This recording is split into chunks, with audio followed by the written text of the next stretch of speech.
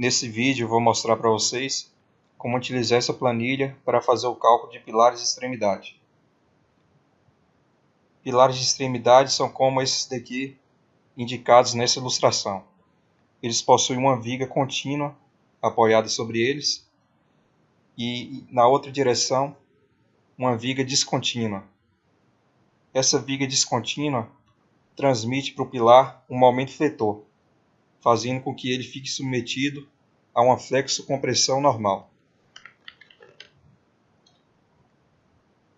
Para demonstrar o funcionamento dessa planilha, eu vou utilizar como exemplo um dos pilares dessa estrutura que eu lancei no EBEC.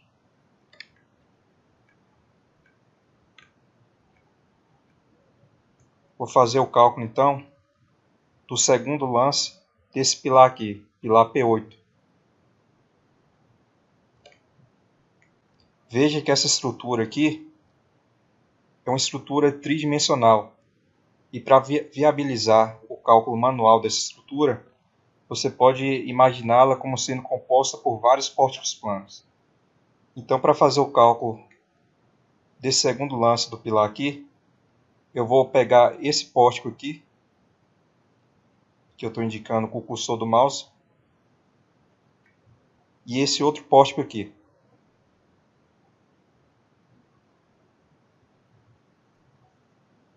Então, eu vou mostrar aqui para vocês um desses pórticos que eu lancei no software chamado de F-Tool. O F-Tool você pode encontrar gratuitamente na internet para download. E existem vários vídeos no YouTube ensinando como utilizá-lo. É um software bem simples. Se você dedicar algumas horas do seu dia assistindo esses vídeos no YouTube, você aprende como utilizá-lo. Então veja que o pilar P8 corresponde a esse pilar do meio aqui. Vamos fazer o cálculo do segundo lance desse pilar, que é esse daqui que eu estou indicando com o cursor do mouse. Vou pedir então para que o F-Tool gere o diagrama de esforço normal desse pórtico. E vou pegar aqui essa força normal que as vigas desse pórtico aplicam no segundo lance desse pilar, que no caso é 31,63 kN. E vou informar aqui na primeira célula da planilha.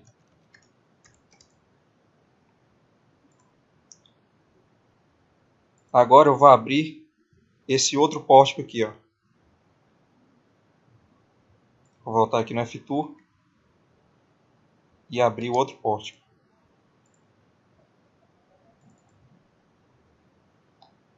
Vou pedir também para que o F-Tool gere o diagrama de esforço normal desse pórtico.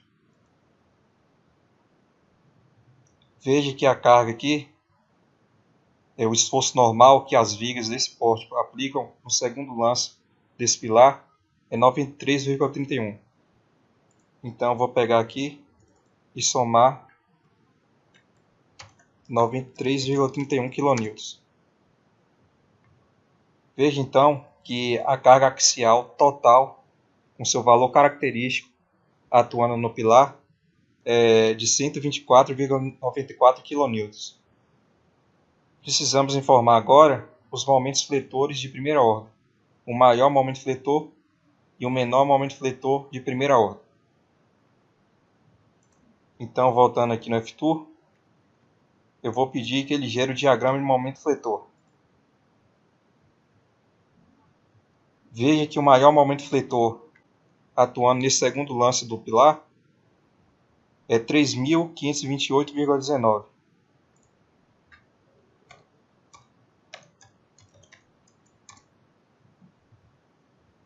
E o menor momento fletor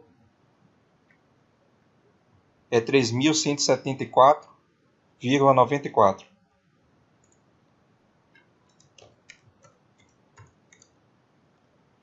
Só que tem uma coisa importante aqui. Se você posicionar o cursor do mouse sobre essa célula aqui, ela vai te dizer que você deve colocar o valor negativo se esse menor momento fletor tracionar a fibra oposta do maior momento fletor. Aqui no F-Tool, o diagrama de momento fletor é desenhado para o lado onde ocorre a tração. Então, nesse trecho aqui do pilar, a tração ocorre do lado direito.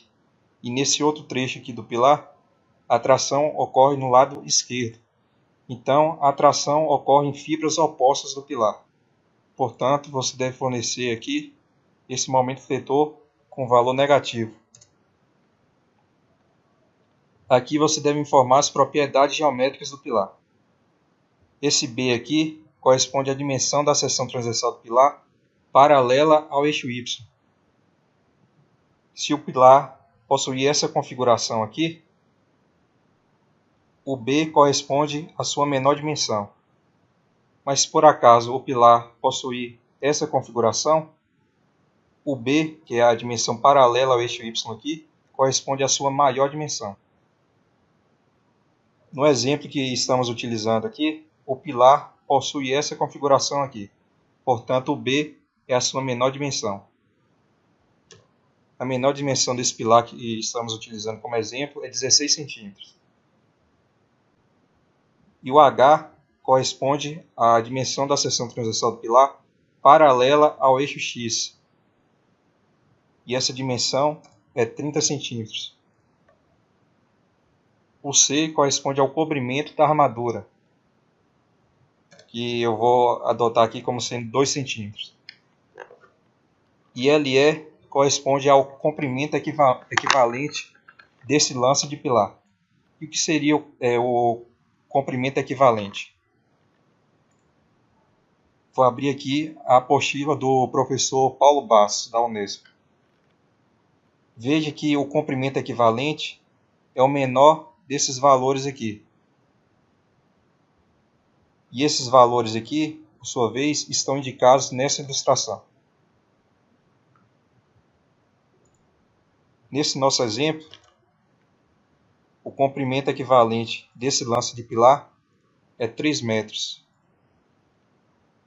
que corresponde a 300 centímetros. Aqui você deve fornecer as propriedades dos materiais que compõem o pilar. Ou seja, você deve fornecer o FCK do concreto, que eu estou utilizando aqui, um FCK de 25 MPa. Você deve fornecer a tensão de escoamento do aço, que no caso do aço CA50 é 500 MPa. E a tensão de escoamento do aço que compõe os estribos, que eu vou adotar aqui também como sendo 500 MPa. Aqui você deve fornecer os valores do coeficiente de ponderação γF e γS. Esses coeficientes você pode obter dos itens 11.7 e 12.4.1 da NBR 6118/2014. Esse γF aqui é o coeficiente utilizado para majorar os esforços e também para minorar a resistência do concreto. Ou seja, ele majora esses esforços aqui e minora a resistência do concreto. E o γS é o coeficiente utilizado para minorar a resistência do aço. Vou utilizar aqui os coeficientes 1,4 e 1,15. Aqui você deve fornecer a bitola das armaduras, ou seja, a bitola da armadura longitudinal. Vou adotar aqui uma bitola de 12,5 milímetros, que comercialmente é conhecida como a bitola de meia polegada. E para os estribos eu vou adotar uma bitola de 5 milímetros. Para preencher essas últimas células aqui da entrada de dados, eu vou precisar de alguns parâmetros que foram calculados pela planilha e que são apresentados aqui na saída de dados. Então, antes de preencher aquelas células, eu vou explicar para vocês cada um desses resultados aqui presentes na saída de dados. Esse primeiro resultado corresponde ao coeficiente de majoração. De acordo com o NBR 6118/2014, a menor dimensão da seção transversal do pilar não deve ser inferior a 19 centímetros. Só que a NBR 6118 permite você utilizar pilares com até 14 centímetros de largura, desde que você majore esses esforços aqui por um coeficiente de majoração adicional, que é esse γN aqui. Esse segundo resultado é a carga axial atuando no pilar, com seu valor de cálculo. Ou seja, essa carga axial aqui multiplicada por γF e γN. Aqui embaixo, a planilha faz o cálculo de diversos parâmetros, tanto para a direção X quanto para a direção Y. Esse primeiro parâmetro corresponde ao índice de esbeltez do pilar. Esse segundo parâmetro aqui é o maior momento fletor de primeira ordem atuando no pilar, com seu valor de cálculo. Esse terceiro é o menor momento fletor de primeira ordem atuando no pilar, com seu valor de cálculo. Ou seja, esses momentos fletores aqui com valor de cálculo nada mais são do que esses momentos fletores aqui multiplicados por γf e γn. Esse αb aqui corresponde a um parâmetro que é utilizado para calcular o índice de esbeltez limite. Esse parâmetro depende de vários fatores, entre eles as vinculações ali existentes nas extremidades do pilar e também dos momentos fletores atuando ali nas extremidades do pilar. Esse outro parâmetro aqui corresponde à excentricidade associada a esse momento fletor aqui. Esse outro parâmetro corresponde à excentricidade associada ao momento fletor mínimo de primeira ordem, ou seja, a esse momento fletor aqui.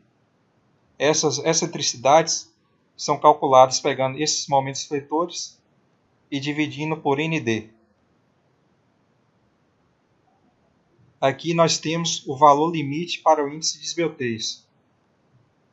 E para que serve esse índice de esbeltez limite?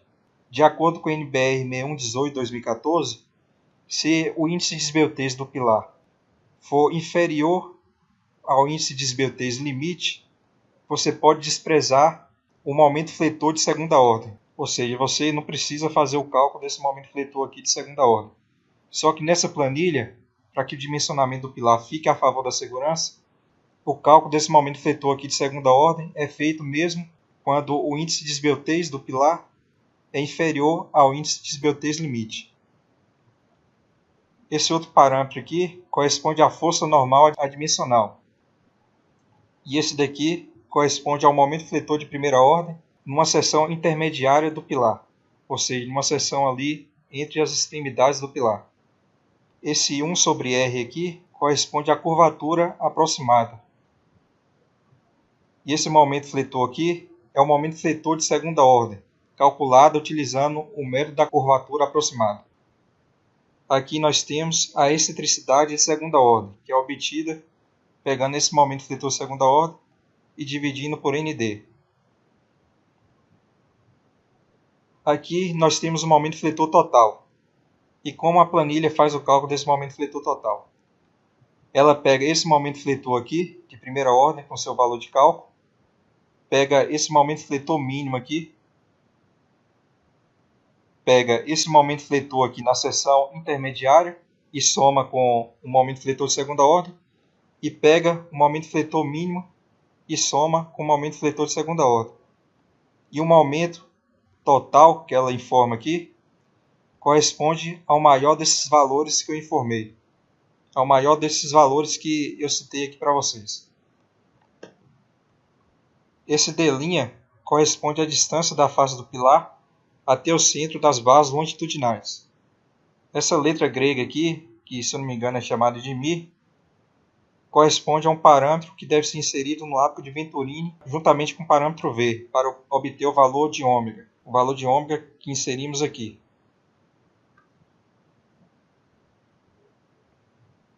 Esse D' aqui sobre H é outro parâmetro que vamos utilizar para escolher o arco de Venturini. E aqui a planilha informa a área de aço para resistir a esses esforços que atuam aqui na direção X do pilar. Perceba uma coisa, tanto a direção X quanto a direção Y, ou seja, o pilar como um todo, está submetido a essa carga aqui, a essa carga axial, tanto para a direção X quanto para a direção Y.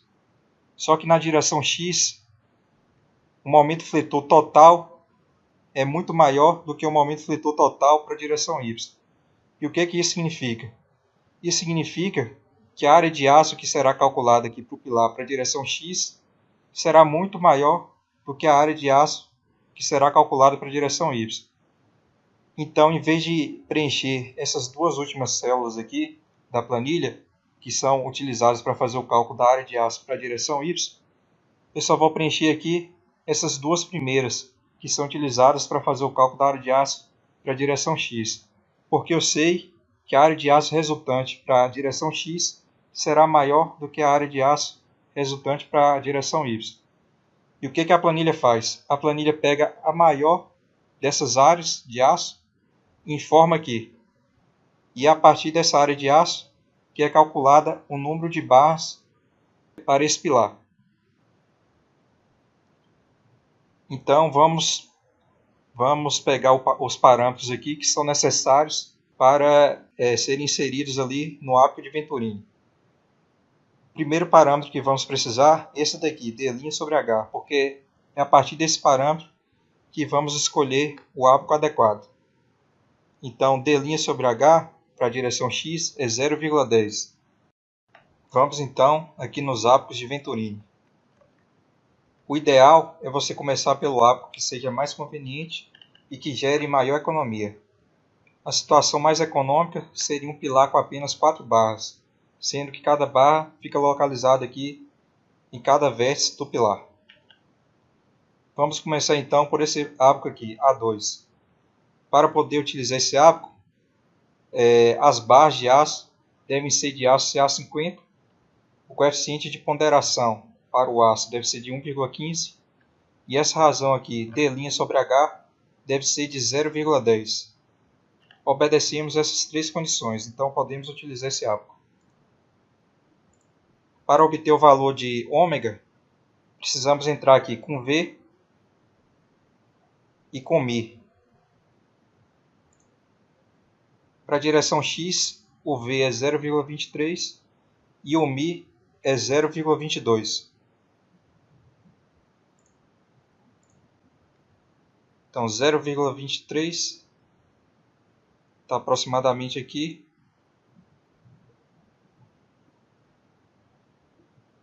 E 0,22 está aproximadamente aqui.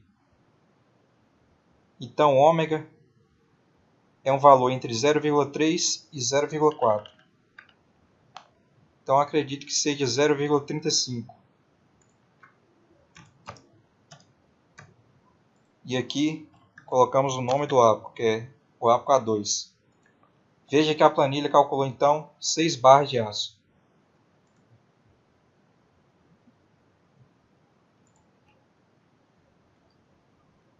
Então é preciso colocar 3 barras de aço aqui nessa faixa e 3 barras de aço nessa outra faixa aqui.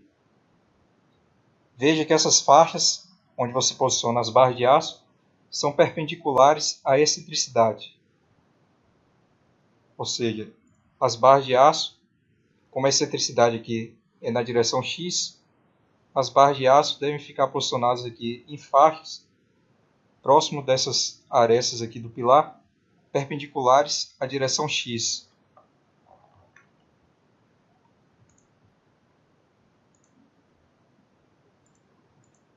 Vamos fazer agora o cálculo utilizando outro ábaco. Pegar um ábaco aqui com 6 barras de aço. Vamos utilizar esse ábaco aqui, onde as barras de aço ficam posicionadas aqui na mesma direção da excentricidade. Ou seja, próximo dessas arestas aqui do pilar, onde temos a maior dimensão do pilar.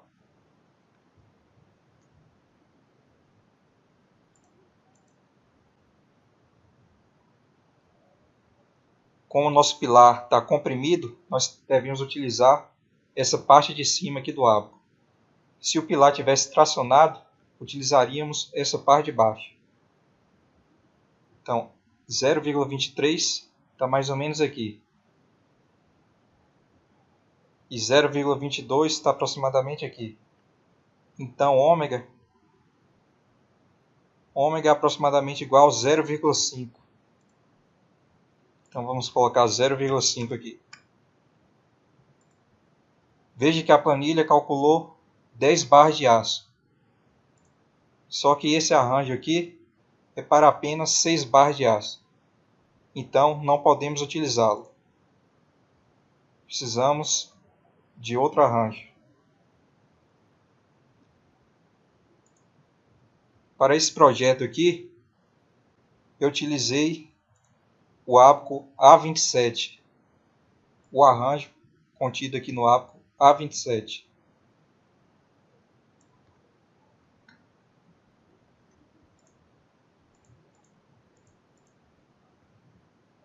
Utilizei esse ábaco aqui.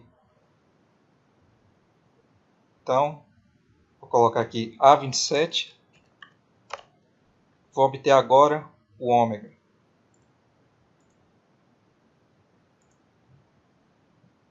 O V' é 0,23.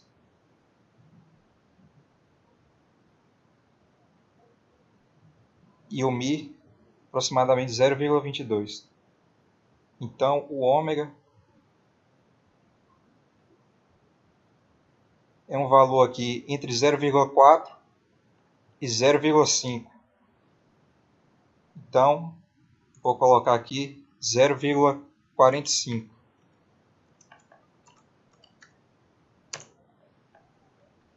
Então, a planilha calculou 8 barras de aço, que está compatível com o ábaco que estamos utilizando.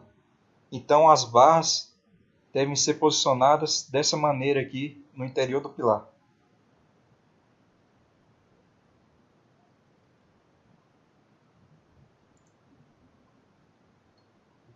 Aqui embaixo, a planilha faz o cálculo do espaçamento longitudinal dos estribos, ou seja, o espaçamento entre os estribos. Eu esqueci de mencionar anteriormente, mas por acaso você colocar o valor zero aqui. Veja que a área de aço aqui é zero e a área de aço aqui para a direção Y também é zero. Só que a área de aço que a planilha informou aqui é 4,91 centímetros quadrados. Por quê? Porque a planilha prevê uma área de aço mínima correspondente a 4 barras de aço com a bitola que foi informada aqui na entrada de dados. Então vamos voltar aqui para o valor 0,45.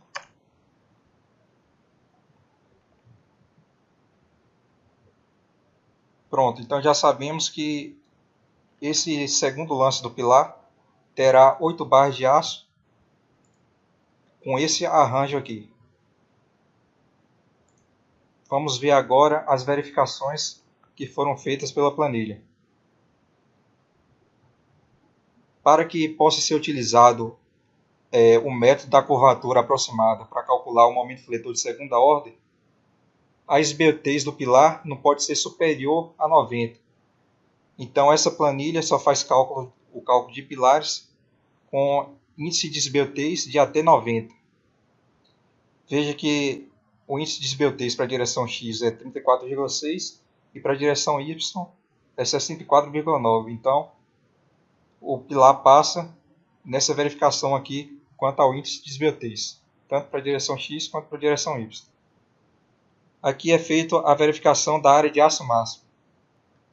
A área de aço máximo para um pilar com essas propriedades informadas aqui na entrada de dados é 38,4 centímetros quadrados.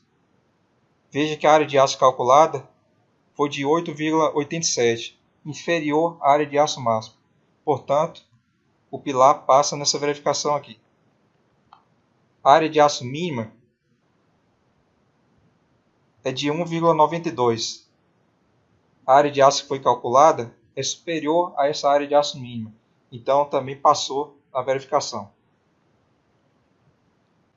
Segundo a NBR 6118 de 2014, a seção transversal do pilar não pode ter uma área inferior a 360 cm². Para um pilar com essas dimensões informadas aqui na entrada de dados, a sua área é de 480 cm², portanto, superior a esse valor aqui de 360. Então, o pilar passa nessa verificação também. Aqui é verificada a bitola dos estribos. De acordo com a NBR 6118 de 2014, os estribos não podem ter uma bitola inferior a 5 mm. Como informamos aqui, que a bitola dos estribos será de 5 mm, portanto está atendendo a NBR 6118. Então o pilar também passa nessa verificação. Aqui é verificada a bitola das barras longitudinais do pilar. De acordo com a NBR 6118/2014, os pilares não podem ter barras longitudinais com bitola inferior a 10 mm. E a bitola também não pode ser superior ao valor que você obtém pegando a menor dimensão aqui da seção transversal do pilar e dividindo por 8. Temos que a menor dimensão da seção transversal do pilar aqui é 16 centímetros, que corresponde a 160 milímetros. Então, dividindo 160 por 8, nós obtemos 20 milímetros, que é o valor da bitola máxima que podemos utilizar no pilar. A bitola que estamos utilizando é de 12,5, portanto, é maior do que a bitola mínima e menor do que a bitola máxima. Terminado aqui de calcular o pilar, você pode consultar os cálculos que foram realizados pela planilha, vindo aqui na aba Memorial de Cálculo. E aqui nós temos um memorial detalhado, contendo os cálculos que foram realizados pela planilha. Se você quiser imprimir esse memorial em formato PDF, basta vir aqui de novo na primeira aba e clicar em imprimir memorial.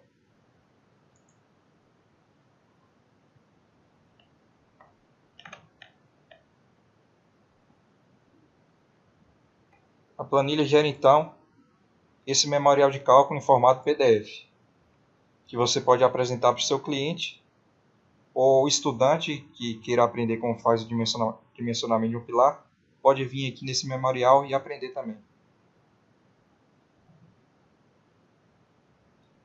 Veja que aqui nós temos escrito pilar P1, dimensões 20 por 70. Só que estamos utilizando aqui um pilar com as dimensões 16 por 30. Então, o que você pode fazer? Você pode fechar aqui. Fechar aqui. Voltar aqui no memorial de cálculo da planilha e editar essa informação aqui. Vou colocar 16 por 30, que são as dimensões do pilar. Se você quiser, você pode adicionar aqui também algumas linhas. E aqui em cima você pode colocar o logo da sua empresa ou seus dados profissionais. Então, depois de fazer essas alterações no memorial, se você quiser imprimir esse memorial em PDF com essas novas alterações, basta voltar aqui na primeira aba da planilha e clicar novamente em imprimir memorial.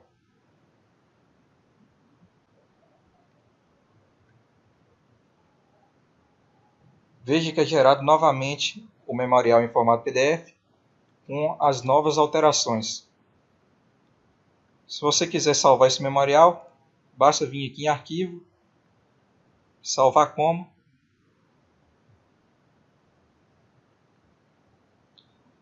e escolher o local onde você quer salvá-lo. Salvar aqui na área de trabalho.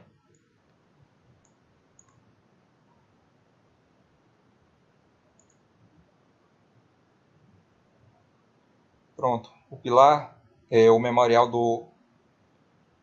de cálculo do pilar foi salvo ali na área de trabalho. Aqui embaixo temos as referências bibliográficas que foram utilizadas para confeccionar a planilha e aqui algumas observações.